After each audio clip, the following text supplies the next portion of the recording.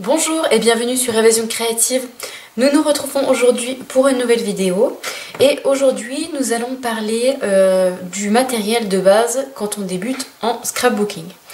Alors vous êtes de plus en plus nombreuses à me suivre sur ma chaîne YouTube et parmi vous bon nombre de débutantes qui se posent des questions concernant le matériel de base à acheter quand on débute en scrapbooking. Il est vrai qu'il n'est pas forcément facile de s'y retrouver parmi tout le matériel proposé, d'autant plus que lorsque l'on débute, on ne connaît pas forcément tout le matériel, son utilisation, ses avantages et ses inconvénients, ainsi que les termes qui sont utilisés dans le monde du scrap. Donc à travers cette vidéo, je vais essayer de vous aider en vous apportant mon point de vue et mon expérience personnelle pour vous éviter de faire les mêmes erreurs que j'ai pu faire à mes débuts. Alors je vais donc partager avec vous le matériel indispensable pour moi, c'est-à-dire celui que j'utilise systématiquement pour réaliser mes créations, que ce soit des cartes, des albums ou encore des home déco. Donc pour commencer, il est déjà important de protéger votre plan de travail de tout ce qui colle, de vos encres, etc. que vous allez utiliser. Je vous conseille pour débuter d'utiliser tout simplement un vieux calendrier qui remplira parfaitement sa fonction de protection. Personnellement, je l'ai utilisé pendant plusieurs années sans problème. Par la suite, j'ai investi dans un bloc quadrillé comme celui-ci que vous pouvez retrouver dans toutes mes vidéos. Donc c'est un bloc qui se présente comme ceci, où vous pouvez retrouver donc les mesures qui sont indiquées en pouces d'un côté et de l'autre les centimètres, ce qui peut être très pratique pour mesurer mais également pour coller droit vos papiers, vos embellissements. On m'a souvent, et on me pose d'ailleurs souvent la question à savoir est-ce que ce bloc est disponible pour les clientes et non pas pour les démos. Donc oui, tout à fait, vous pouvez très bien l'acheter en tant que cliente. Vous retrouvez ce bloc de papier quadrillé dans notre catalogue annuel. Donc pour débuter, moi je vous conseille franchement de débuter avec un vieux calendrier, ça fera très bien l'affaire.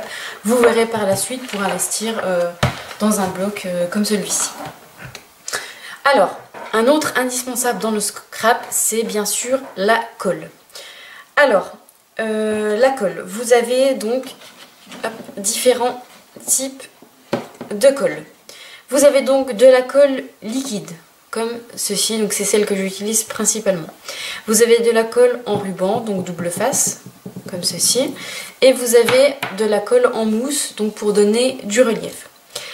Pour débuter, je vous conseille fortement d'utiliser la colle liquide multi-usage. Pourquoi ? Parce que la colle liquide, contrairement aux autres formes de colle, vous laissera quelques secondes avant d'adhérer définitivement à votre support. Ce qui vous permettra de réajuster votre papier si votre support, si vous ne l'avez pas bien positionné, si vous ne l'avez pas mis tout à fait bien droit, vous aurez toujours quelques secondes pour vous rattraper. Donc franchement, en tout cas c'est ma colle préférée. Sachez aussi qu'au séchage, cette colle devient totalement transparente, donc pas d'inquiétude si par erreur vous en avez mis... si vous en avez fait un peu dépasser, vous en avez mis un peu à côté. Personnellement, moi j'utilise cette colle depuis mes débuts en scrap. Parce qu'elle est vraiment top au niveau qualité et au niveau adhérence. Une fois collée, vous pouvez vraiment être certaine que votre embellissement, votre papier ne bougera plus. Contrairement à certaines colles qui collent très bien de suite, mais qui par la suite finissent par se décoller, soit avec la chaleur, soit avec le temps. J'en ai fait personnellement l'expérience, j'ai testé bon nombre de colles et je peux vous assurer que... pour moi, c'est la seule qui a passé les tests. Alors, sachez aussi qu'elle est sans acide et donc n'altérera pas vos photos. Donc, vous pouvez l'utiliser pour faire vos pages, vos albums, etc. Donc, voilà pour la colle. Ensuite, le papier. Dans le scrap, le papier occupe une place importante. Alors, vous avez tout d'abord du papier de base, du papier de couleur unie, que l'on appelle communément cardstock, qui est de format A4. Ce papier vous servira pour faire vos bases de cartes ou encore vos tamponnages. Pour commencer, je vous conseille tout d'abord de prendre du cardstock de couleur murmure blanc. C'est vraiment un classique mais aussi un indispensable à avoir dans son matériel. Vous pourrez l'utiliser dans toutes vos créations puisqu'elle s'accordera sans faute de goût avec toutes les couleurs. Elle vous permettra donc de faire tous vos tamponnages, toutes vos bases de cartes, d'albums, etc. Je vous conseille également de prendre une autre couleur de cardstock pour débuter, par exemple votre couleur préférée. Mais franchement, limitez-vous à ces deux choix pour commencer au niveau cardstock, parce que personnellement, avec le temps, je me suis rendu compte que l'on travaille souvent avec les mêmes couleurs. Donc pour commencer, ne vous dispersez pas, concentrez-vous sur le blanc qui est vraiment un indispensable à mes yeux, et pourquoi pas votre couleur préférée, ce qui sera déjà très bien pour commencer. Par la suite, vous verrez quelle couleur vous avez envie d'utiliser, et à ce moment-là, vous investirez dans d'autres couleurs. Dans les papiers, on a aussi les papiers à motifs, papier fantaisie. Alors, ils sont vendus par kit. Donc là, je vous montre un exemple qui est notre collection de Passion de pétales. Donc ils sont vendus donc, par kit, pardon, et en format 30,5 par 30,5. Donc ils vous permettront d'embellir vos créations, mais également de faire des pages pour vos photos. Pour ceci, je vous conseille de choisir un kit de papier coordonné à la couleur de papier de cardstock que vous avez choisi précédemment. Vous allez prendre une cardstock murmure blanc, une autre couleur que vous aimerez, vous aurez un coup de cœur. Et donc vous pourrez choisir un kit coordonné. L'avantage de nos papiers, c'est qu'ils sont trempés dans la masse. Donc ça vous permettra, quand vous allez couper votre papier, de ne pas obtenir une bordure blanche qui est assez souvent désagréable, puisque ça ne fait pas vraiment un joli rendu. Il est également pressé, très bien pressé, ce qui vous permet d'éviter à votre papier de filocher quand vous allez couper. C'est vraiment quelque chose de très désagréable en scrap. Personnellement, quand j'utilise du papier, moi j'aime que ce soit bien nickel, bien propre. Donc voilà, je voulais aussi vous dire que chez Stampin' Up, tous nos produits sont coordonnés. C'est-à-dire que vous allez retrouver nos 50 couleurs exclusives autant dans nos papiers cardstock que dans nos papiers à motifs, que dans nos encres ou encore dans nos rubans, dans nos marqueurs à alcool, etc. Vraiment, si vous allez choisir une couleur dans un papier, vous allez pouvoir le retrouver dans tous les autres, dans tout l'autre matériel de scrap proposé chez Stampin' Up. Donc voilà pour le papier. Ensuite, on va continuer. Un autre indispensable dans le scrap, ce sont les tampons. Alors, il en existe de plusieurs types. Vous avez les tampons en bois. Vous avez les tampons en caoutchouc, comme ceci. Et vous avez également les tampons en résine, donc qui sont les transparents. Alors, les tampons bois, nous en avons de moins en moins au catalogue. Et je pense même qu'à l'avenir, ils seront supprimés pour laisser place au caoutchouc et à la résine exclusivement. Le bois est un matériau assez noble et il coûte donc assez cher. Et ce coût est donc répercuté sur le prix des tampons et ça freine pas mal de personnes au niveau du coût. Personnellement, j'utilise exclusivement les tampons caoutchouc résine parce qu'ils ont vraiment ils sont vraiment de grande qualité et ils sont extrêmement faciles à utiliser. Alors, pour commencer, je vous conseille de choisir un, voire deux sets de tampons. Un premier avec des sentiments. Par exemple, un peu sur toutes les occasions, on en a un au catalogue que je recommande vraiment à toutes les personnes qui débutent ou qui m'envoient un petit message en me demandant quel set de tampons choisir quand on débute. Je vais vous montrer, il se trouve en page 36 de notre catalogue et il s'appelle Vœux Mignon. Et vraiment, c'est un set qui est très polyvalent et qui vous servira vraiment tout au long de l'année. Je vous montre de suite. Hop, voilà. Donc, vous voyez, vous avez vraiment tout plein de messages de vœux. Donc il vous servira dans beaucoup d'occasions tout au long de l'année. Donc je vous conseille vraiment de choisir un set dans ce genre-là. En second temps, vous allez pouvoir choisir un set de tampons à motifs par exemple. Donc plutôt, vous voyez, avec des motifs, avec des fleurs ou avec des animaux. Votre coup de cœur par exemple. Et je vais vous donner un conseil. je vous conseille en fait quand vous achetez un set de tampons, je vous invite à voir en eux une seconde utilisation. Par exemple, si vous choisissez un set de tampons de fleurs, vous allez pouvoir autant l'utiliser pour un anniversaire que pour la fête des mères, qu'un mariage, ou un petit peu moins joyeux pour des cartes de condoléances. Donc ça vous permettra déjà d'une part d'économiser de l'argent et d'autre part d'avoir un maximum de choix pour vos réalisations. Donc vraiment essayez au maximum de voir plusieurs utilisations dans vos sets de tampons. Donc voilà, pour utiliser donc ceux-ci donc les tampons en bois ont déjà leur support, donc qui est le bois. Par contre, pour utiliser ce genre de tampons, donc que ce soit les clear ou les tampons en caoutchouc, il vous faut un bloc acrylique qui vous servira de support. Alors des blocs acryliques, il en existe de plusieurs tailles. Alors je vous conseille, donc il en existe des encore plus grands, des plus petits. Je vous conseille au maximum d'utiliser, d'adapter en fait la taille de vos tampons à la taille de votre bloc. En fait, pour un petit tampon, prenez un petit bloc, pour un grand tampon, prenez un grand bloc. Ça sera déjà une grande partie de réussite dans votre tamponnage. Donc je vous montre tout simplement, quand vous avez un tampon à caoutchouc, vous allez le détacher. Pour la première fois, la première utilisation, il est un petit peu fixé, donc ça vous tirez et vous allez l'ôter de son support. Vous ôtez la feuille, le papier qui recouvre votre tampon et vous collez tout simplement votre tampon sur votre bloc qui va vous permettre de tamponner. Et ensuite vous replacez votre tampon dans votre support. Ce petit bout de papier, vous n'allez plus en avoir besoin, donc vous pouvez le jeter et voilà, vous replacez votre tampon.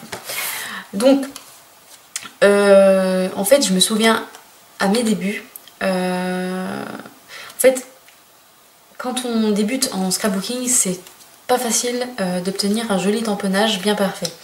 Moi personnellement, je me souviens à mes débuts avoir gâché pas mal de papier et d'encre avant de réussir à utiliser mes tamponnages. Il existe justement un outil qui va vous aider à les réaliser.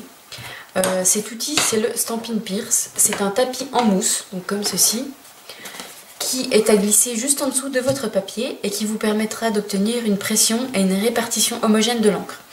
Donc en fait, vous placez juste en dessous de votre papier, vous placez votre papier dessus et là vous allez venir tamponner avec votre bloc acrylique.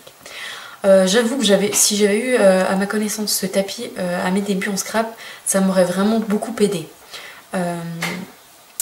Aider justement à ne pas gâcher tout ce papier et toute cette encre et aider à réussir dès le départ mes tamponnages. Donc voilà. Ensuite, pour tamponner, il vous faut évidemment de l'encre. Alors chez Stampin' Up, nous avons 50 couleurs exclusives. À mes débuts, j'ai fait une erreur. J'ai acheté plusieurs pâtes d'encre de couleurs assez variées, du vert au jaune en passant par le violet ou encore le bleu. Et à ce jour, je vous avoue qu'il y en a encore quelques-uns que je n'ai encore jamais utilisés. Donc je vous conseille de ne pas faire cette erreur, c'est vraiment dépenser de l'argent pour rien du tout. Donc moi je vais vous conseiller, c'est ce que je conseille à toutes les personnes qui m'en contactent, je vous conseille 3 encres pour débuter. Tout d'abord, je vous conseille la couleur noir nu qui est vraiment un incontournable dans le scrap. Il vous servira dans absolument toutes vos créations et il s'accordera avec toutes les couleurs. Ensuite, en second temps, je vous conseille vraiment vivement l'encre Versamark. Alors l'encre Versamark, c'est à la base une encre colle qui vous permet l'embossage à chaud. Mais pour moi, c'est vraiment beaucoup plus que cela. En fait, c'est une encre transparente, comme vous le voyez. Et donc, vous allez pouvoir tamponner sur toutes les couleurs de papier. Et en fait, en séchant, l'encre prendra la couleur de votre papier sur lequel vous avez tamponné et vous obtiendrez vraiment un très joli rendu. C'est une technique que j'aime beaucoup qui vous permet d'obtenir vraiment une belle palette de couleurs. C'est une astuce qui n'est malheureusement pas très connue mais qui vraiment gagne à être connu parce que ça va vous permettre vraiment de faire des jolis tamponnages dans beaucoup de couleurs différentes sans avoir tous les tampons encreurs. Donc c'est vraiment une astuce économique que je vous recommande. Enfin, vous allez pouvoir prendre, pourquoi pas, une encre de votre couleur préférée qui s'accordera parfaitement, par exemple, au cardstock que vous avez choisi précédemment. Donc j'en ai 3 ici, je vous les montre. Donc ce sont des pâtes blancs comme ceci. Donc nous avons 50 couleurs différentes chez Stampin' Up. Donc pourquoi ne pas prendre votre couleur préférée et l'accorder aux autres choix de matériel que vous avez fait. Par exemple, si vous avez pris du cardstock de couleur Fruits des Bois, pourquoi ne pas prendre pour s'accorder avec la couleur Fruits des Bois, qui vous permettra donc de ne pas faire d'erreur de goût, qui est souvent un souci quand on débute. C'est vrai qu'on a toujours peur de faire des fautes de goût, de ne pas accorder, de ne pas bien désaccorder les couleurs, et donc chez Stampin' Up c'est vraiment un bel avantage de pouvoir coordonner tous les produits. Alors, pour terminer, nous avons besoin d'un coupe-papier, ou aussi appelé massicot, donc pour couper vos papiers. Donc pour moi c'est vraiment un indispensable, je l'utilise dans absolument toutes mes créations. Donc grâce à lui vous allez pouvoir couper vos papiers de la taille que vous le souhaitez et vraiment au millimètre près en un tour de main. C'est vraiment pour moi, si je dois dire, mon outil fétiche en scrap. C'est vraiment le truc dont je ne peux pas me passer en scrap.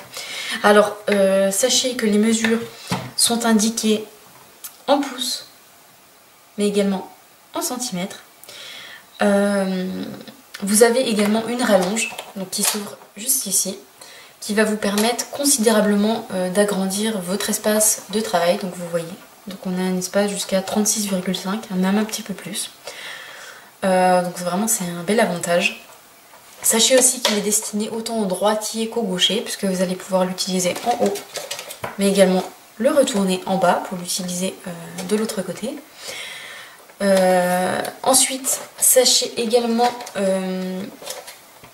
qu'il fait donc coupe grâce à son outil le plus foncé qui est ici, l'outil qui coupe, mais vous avez également un outil de pli. Donc ça va vous permettre autant de faire vos plis que vos coupes, et ça franchement c'est un 2 en 1 pour moi indispensable. Vraiment je le recommanderais à toutes les personnes qui me contactent, c'est mon outil fétiche. Donc voilà pour moi ce qui est mon kit de débutant. Donc vous voyez, on n'a pas besoin de forcément énormément de matériel pour débuter. Avec ce que je vous ai proposé, vous allez vraiment déjà pouvoir faire de belles choses, de belles créations. Si vous avez des questions, n'hésitez pas à me contacter, que ce soit par mail ou sur ma page Évasion Créative. Si vous avez des questions sur certains produits en particulier, si vous voulez que je vous détaille une utilisation plus précise, n'hésitez pas à me dire en commentaire aussi. N'hésitez pas à me dire si vous souhaitez que je vous fasse des vidéos en particulier sur certains thèmes, sur certains produits, sur leur utilisation. Vraiment, j'y répondrai avec grand plaisir. Je suis là pour ça, pour vous apprendre à faire du scrap. Donc vraiment, je suis à votre écoute. Si vous souhaitez passer commande ou encore recevoir nos catalogues, vous pouvez également me contacter sans problème. Je vous les transmettrai avec plaisir. Sachez également que mon concours est toujours d'actualité. Donc il est ouvert jusqu'au vendredi 2 mars minuit. Donc le tirage au sort aura lieu samedi 3 mars dans la journée. Donc je verrai à quel moment je pourrai le faire, puisque je pense que je le ferai en direct pour vous annoncer les 2 gagnants, puisqu'il y a 2 lots à remporter. Dans ma précédente vidéo, je me suis trompée sur la date. Je vous ai dit le samedi 3 février, en fait c'était le samedi 3 mars. C'est des abonnés qui m'ont rectifié en commentaire, et j'avoue j'ai fait une petite erreur. Le temps passe très vite et on ne se rend pas forcément compte, on était déjà fin février. Donc voilà, c'est bien jusqu'au 2 mars et le tirage aura lieu le 3 mars. Donc voilà, j'espère que cette vidéo pourra vous aider à débuter, mais également pour toutes les personnes qui sont déjà dans le scrap, et peut-être que mes astuces ou mes conseils vous aideront. Le partage fait partie du scrap et c'est vraiment quelque chose que je prends énormément de plaisir à faire. Donc ce sera tout pour aujourd'hui. J'espère que cette vidéo vous aura plu. Je vous souhaite une belle journée. Prenez bien soin de vous. Couvrez-vous parce qu'il ne fait pas chaud ces derniers jours. C'est l'hiver en même temps, hein, c'est un petit peu normal. Mais on l'avait peut-être un petit peu oublié ces derniers temps. Donc couvrez-vous, vous voyez, pour moi, je suis couverte. Donc voilà, prenez bien soin de vous et d'ici là, à bientôt. Au revoir.